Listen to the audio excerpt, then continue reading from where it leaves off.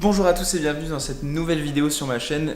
Et déjà premièrement je tiens à m'excuser un petit peu de mon absence. Tout simplement parce qu'en fait il y a eu des petits changements. J'ai un appartement.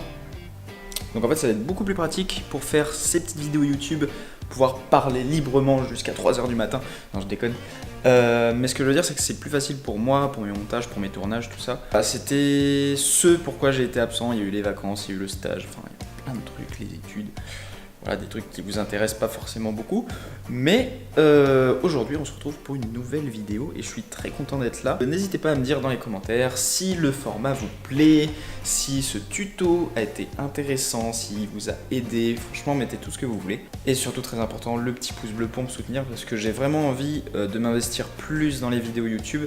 Mais j'ai besoin de vous, j'ai besoin de vous, que vous likez, de voir que vous êtes là, que vous participez. Donc dans cette petite vidéo, je vais plutôt m'adresser aux débutants, aux jeunes ou aux novices qui souhaiteraient réaliser des vidéos mais qui n'ont pas vraiment les connaissances parce qu'en fait je me suis rendu compte dans mon entourage que beaucoup de personnes ne savaient pas forcément utiliser une caméra ou un réflexe et donc cette vidéo elle est faite pour eux. Donc aujourd'hui on va voir les ISO, la vitesse d'obturation, l'ouverture du diaphragme, les petits réglages à faire au niveau des couleurs. Donc on va faire le tournage et le montage. Le rendu évidemment. Du coup ce que j'ai fait pour cette vidéo c'est que je suis allé en ville et j'ai fait quelques petits plans, j'ai tourné différentes séquences de façon à avoir des extraits pour pouvoir monter et puis vous montrer tout simplement. Mais après je vais vraiment faire ça grossièrement, vous allez vraiment avoir les bases surtout du tournage, c'est vraiment le plus important. Après vous faites ce que vous voulez dans le montage, je vais vous montrer comment je fais, je vous ferai des petits plans avec un peu de musique en fond, ça va être sympa. Et puis on verra le rendu tous ensemble. Si vous voulez voir un peu les coulisses, ce que je fais à côté, vous pouvez me suivre sur Instagram, Maxime Trèves, ça s'affiche quelque part en bas, en haut, j'en sais rien, quelque part. On va passer au tutoriel, c'est parti. Ok, donc on va commencer les explications et je vais commencer par... En fait, il y a 3 points vraiment très importants quand on fait une vidéo, quand on commence. Je vais commencer peut-être par les ISO. Je sais pas si c'est la chose la plus importante, mais en fait, je sais pas par quoi commencer. Il faut bien commencer par quelque chose. Donc, les ISO, ça va être sur votre appareil, sur votre smartphone, notre caméra. Ça va être la sensibilité à la lumière. Alors, les ISO, c'est très bien. Quand vous êtes par exemple dans le noir, vous montez vos ISO pour éclairer votre image. Mais le problème, c'est que lorsqu'on monte trop haut, on va avoir énormément de grains. Et du coup, votre image va être dégueulasse. Hein, on va pas se le cacher. Donc le but du jeu, on va dire que c'est un jeu, ça va être tout simplement de réduire au maximum les ISO, mais quand même de façon à ce que votre image soit assez claire. Ça sert à rien de mettre des ISO à 100 si au final vous avez un écran noir. Hein, là clairement, je pense que vous allez être obligé de monter un petit peu dans les ISO. Mais le but c'est vraiment de ne pas dépasser 800, et ça dépend franchement des caméras parce qu'il y en a qui arrivent à monter. On peut monter très haut, hein, mais je pense qu'il ne faut pas dépasser 800, vraiment grand maximum 1600 si vous êtes dans un endroit très sombre.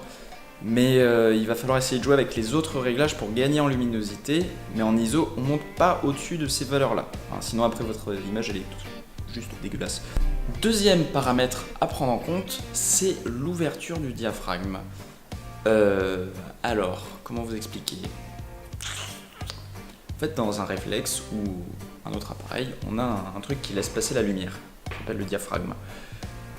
Plus on a une valeur importante, par exemple F22, F11 par exemple, c'est quand même une valeur importante, on va avoir un diaphragme qui est tout petit, et du coup qui va laisser passer beaucoup moins de lumière. Mais l'intérêt de ce paramètre-là, c'est qu'il va permettre d'avoir beaucoup plus de flou derrière un sujet, ou pas du tout. Donc comme je disais, si vous avez une très grande valeur, ça veut dire que votre diaphragme est très petit. Et dans ce cas-là, la plupart de votre image va être nette, tout va être net. Mais en général, ce qu'on aime bien en photo, enfin plus en photo je pense qu'en vidéo, même en vidéo, hein, c'est ce qui est recherché, on aime bien avoir un flou d'arrière-plan. Et donc pour avoir ce flou, on va ouvrir le diaphragme et donc prendre une valeur très petite. Et du coup qui signifiera que votre diaphragme est très ouvert et ce qui va permettre d'avoir un flou d'arrière-plan beaucoup plus important que s'il était fermé. Et c'est vraiment très pratique, c'est très joli. Donc très petite valeur, grosse ouverture du diaphragme, plus de flou. Très grande valeur, toute petite ouverture du diaphragme, donc moins de lumière, on va être obligé de monter les ISO. Et notre image, enfin la quasi-totalité de notre image sera nette. Et du coup, vous allez perdre en lumière.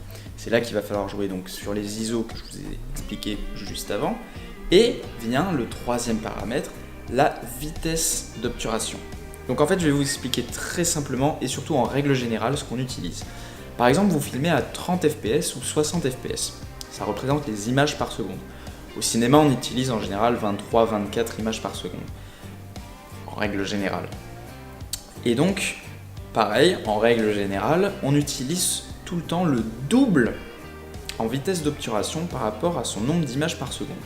Admettons, on filme à 60 fps, je vais me mettre à une vitesse d'obturation de 1 sur 120, dans l'idéal.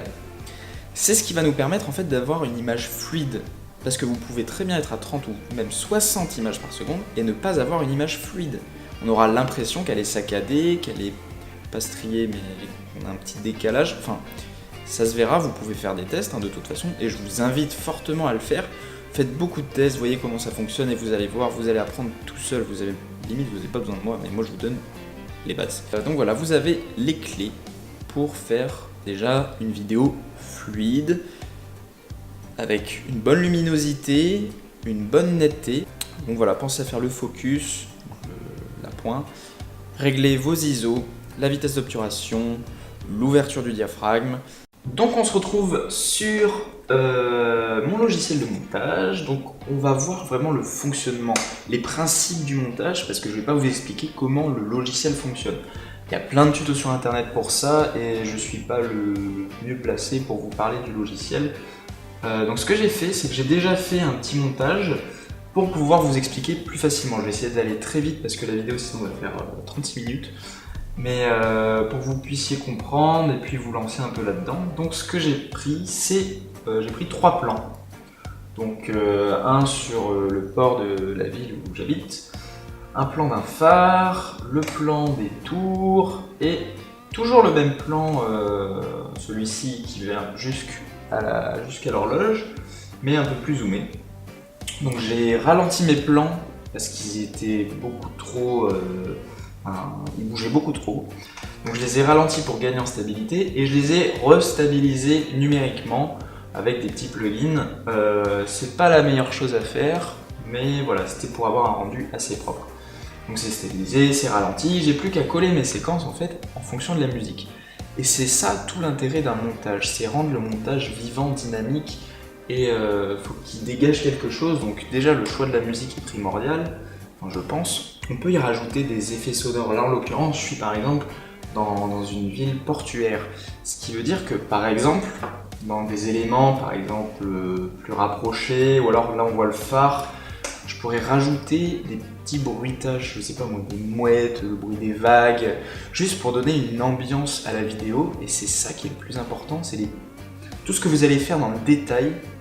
Ça va pas se voir comme ça, mais votre vidéo sera... Il y aura un truc. C'est ça qui fera que votre vidéo, elle est bien, elle est différente des autres. Donc en fait, la vidéo, c'est génial parce qu'on peut vraiment faire tout ce qu'on veut. Et c'est votre imagination qui parle, votre créativité. Voilà, c'était la petite minute philosophie. Mais voilà, je suis là pour vous apprendre les bases. Donc j'ai calé ma musique, enfin j'ai pris ma musique, j'ai mis mes plans en vrac. Et je les ai calés tout simplement en fonction du tempo de la musique. Donc par exemple, je vais monter un peu le son pour que vous puissiez entendre.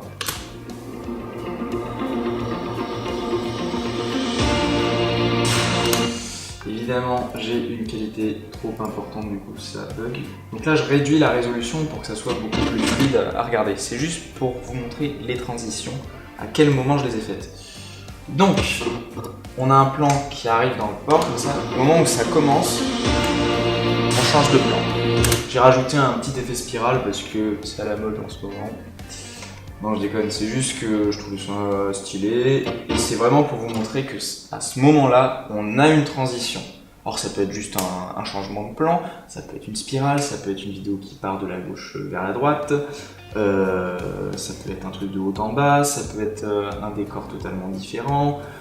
Il peut y avoir vraiment énormément de choses. On peut partir d'un plan large, donc on voit beaucoup de choses, à un plan très rapproché tout d'un coup quand la musique part. Faut vraiment, mais il faut qu'il y ait une petite chronologie en fait. Là, vous voyez, c'est un plan d'ensemble, on voit plein de bâtiments. Et là, donc on voit bien qu'on est sur le port avec l'eau, tout ça. Donc pour rappeler le port, j'ai décidé de mettre un élément de la mer, un phare. Et puis, donc c'est une tour. Donc ce que j'ai fait, c'est qu'ensuite j'ai pris le plan d'une tour, toujours un peu dans le même sens. Enfin, c'était un peu réfléchi. Et pareil ici, on revient sur la grosse horloge que j'avais mis précédemment au tout début. Et voilà, et tout ça sur un tempo, tout ça sur la musique. J'ai maintenant terminé avec cette petite séquence, donc dites-moi dans les commentaires si le format de cette vidéo vous a plu, si vous avez aimé tout ce que j'ai raconté. Alors je suis vraiment pas rentré dans le technique, mais c'est vraiment pour les débutants et c'était surtout pour la manière de filmer les 3 réglages principaux. Le montage, je vous ai expliqué très brièvement comment ça marchait, mais je vous conseille bien d'aller voir plein d'autres tutoriels qui expliquent ça bien mieux que moi. Mais voilà, n'hésitez pas à me dire si ça vous a plu et je vous retrouve très bientôt pour une prochaine vidéo. Salut!